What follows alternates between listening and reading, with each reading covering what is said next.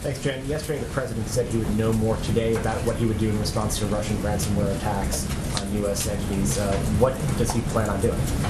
Well, first, Ika, I think what he intended to convey is that he's continuing to be updated by his team on a regular and near daily basis. And certainly when they have new information to provide, they provide that to him.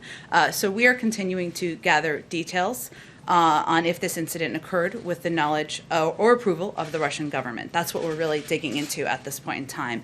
And while the intelligence community has not yet attributed the attack, and we still don't have new information on the attribution as of today, the security community agrees that the criminal group, REvil, that we've talked about a bit in here, operates out of Russia with affiliates around the world.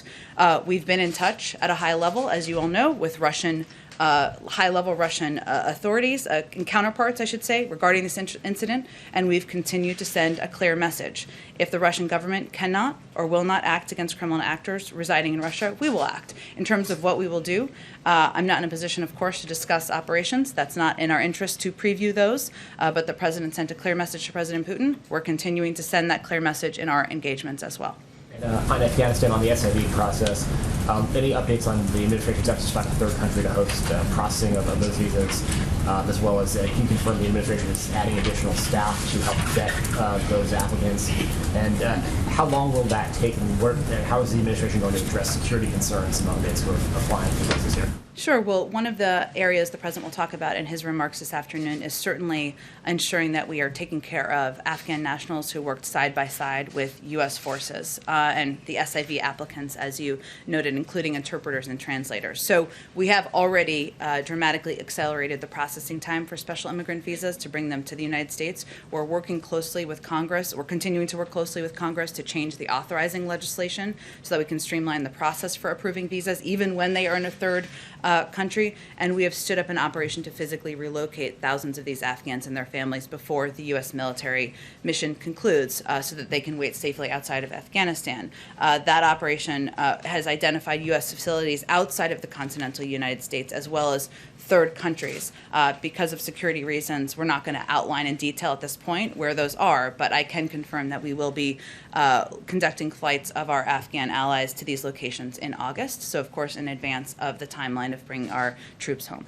And then we're going to hear from the president later, but is it an acceptable outcome for the president if Kabul were to fall to the Taliban? I mean, that's widely predicted by experts, including the U.S. government, as a potential outcome here of the U.S. withdrawal. Is that an acceptable outcome for the president? Well, firstly, let me say the reason the president is speaking to all of you and the American public today is because he views this as an opportunity to once again communicate to the American people the security challenges he inherited in Afghanistan and affirm why he made the decision he made in April to withdraw our troops and end our involvement in the war. And the question fundamentally facing him was, after 20 years, was he going to commit more American troops to a civil war in Afghanistan?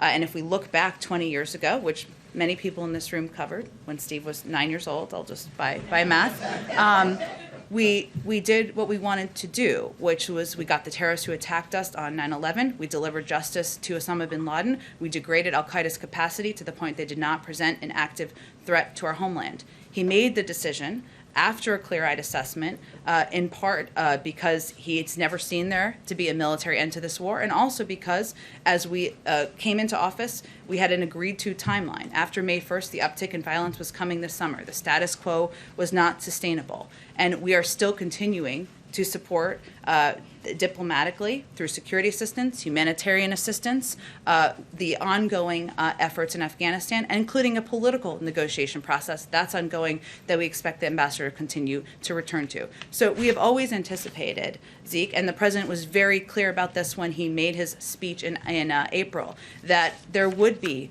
an uptick in violence, that there would be an uptick in turmoil on the ground.